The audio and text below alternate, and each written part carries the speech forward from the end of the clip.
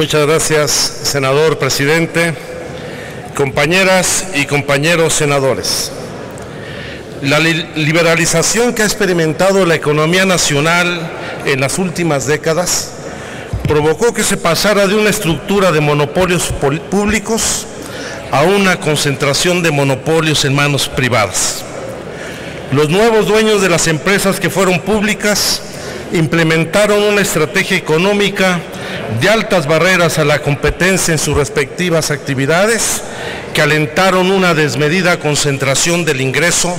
y profundizaron la desigualdad social en el país. El paraíso económico anunciado por los defensores del neoliberalismo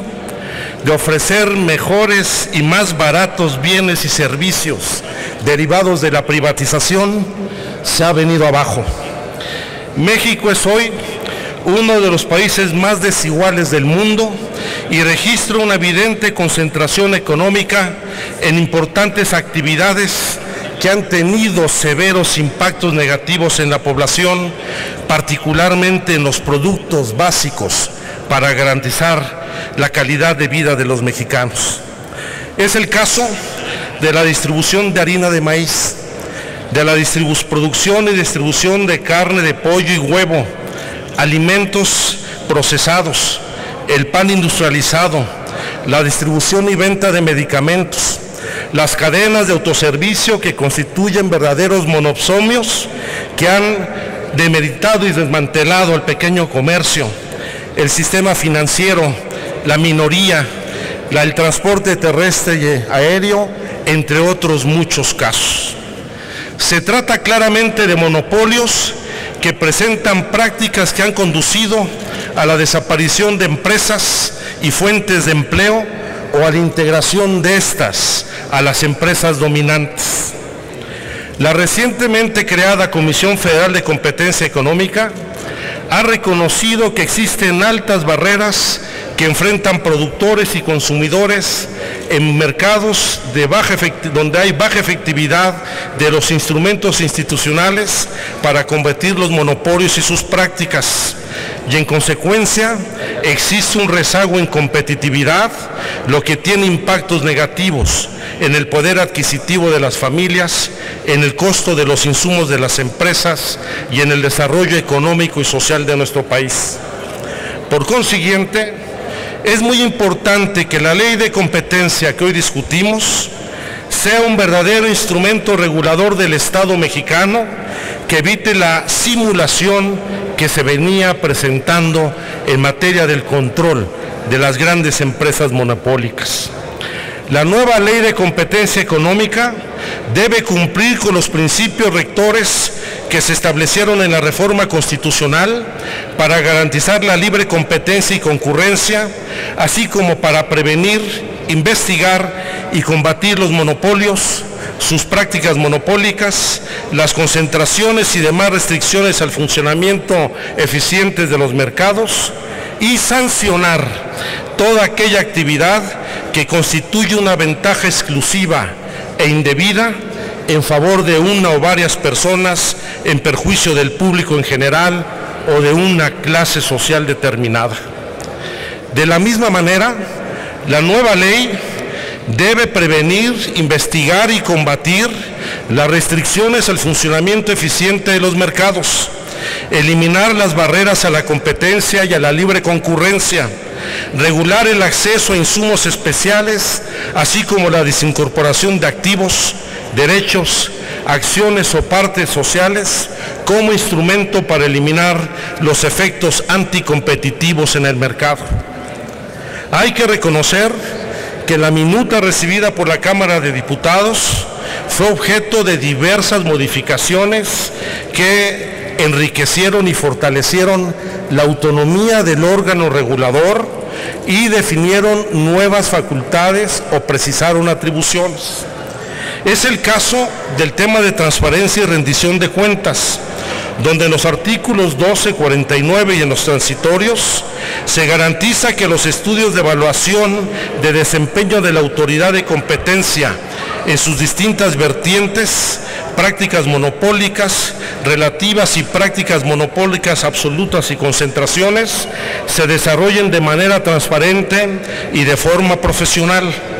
Las modificaciones implican que la Comisión Federal de Competencia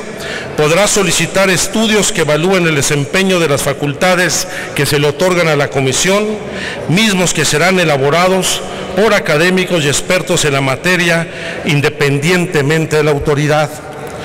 Por otra parte, las modificaciones a estos artículos garantizan la obligación por parte de la Comisión de publicar guías, lineamientos y criterios técnicos en las nuevas áreas en las que está facultada para ejercer jurisdicción,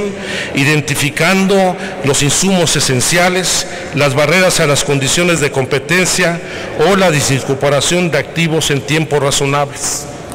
Las modificaciones e inclusiones a los artículos 30, 31 y 32 establecen con claridad que el titular de la autoridad investigadora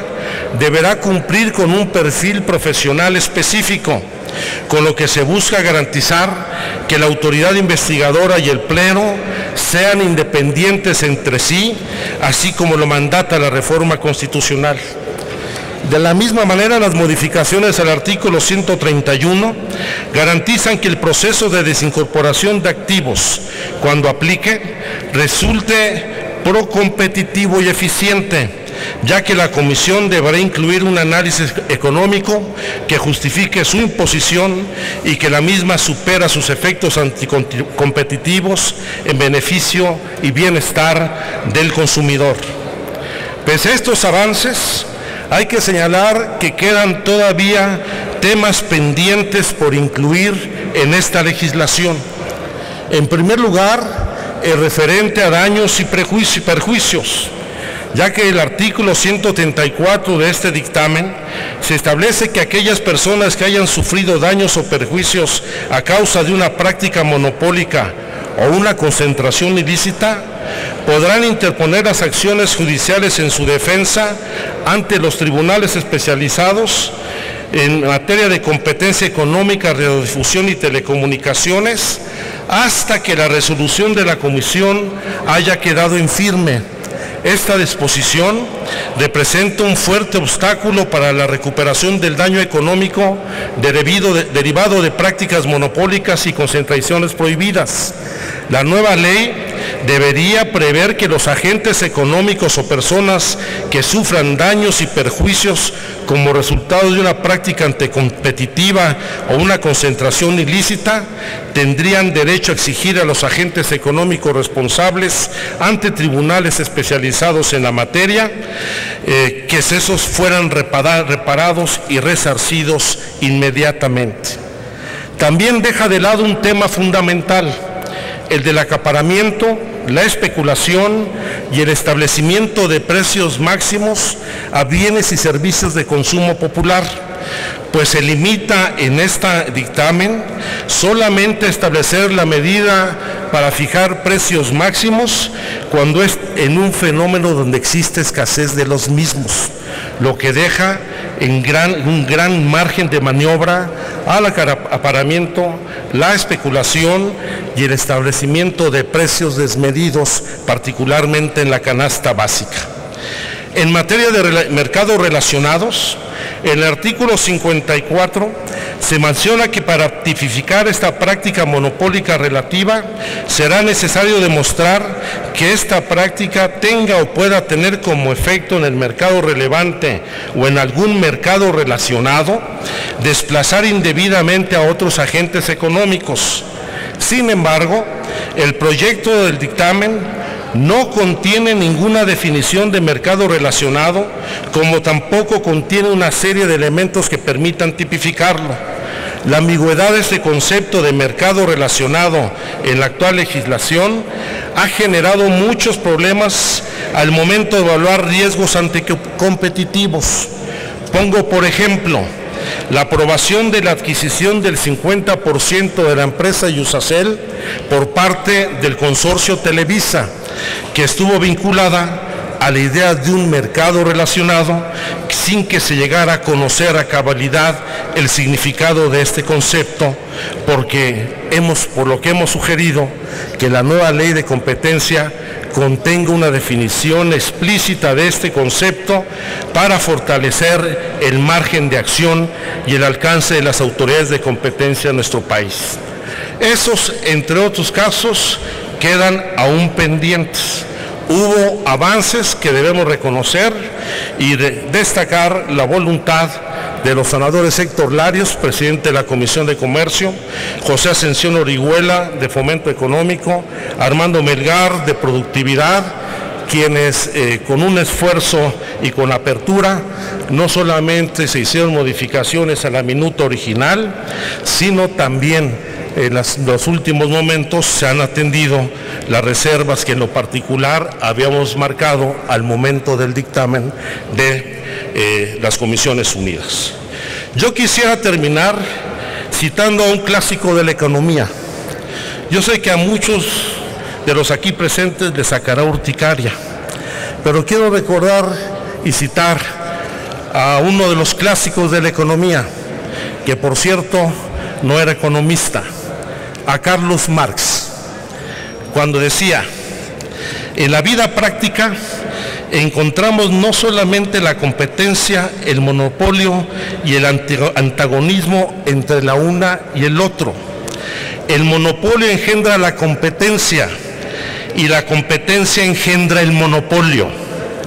Es decir, la competencia es una condición para la existencia de monopolios, ya que la competencia obliga a la concentración económica y a la concentración del ingreso, pues la lógica del mercado es la lógica de la acumulación y no la lógica del bienestar de la población, es la lógica de la concentración del ingreso. Ya tenemos una ley. Ahora la Comisión Federal de Competencia Económica debe hacer efectiva su autonomía y debe cumplir sus funciones y facultades con plena independencia de las presiones e intereses del poder público y en particular de las corporaciones oligárquicas en nuestro país. Es difícil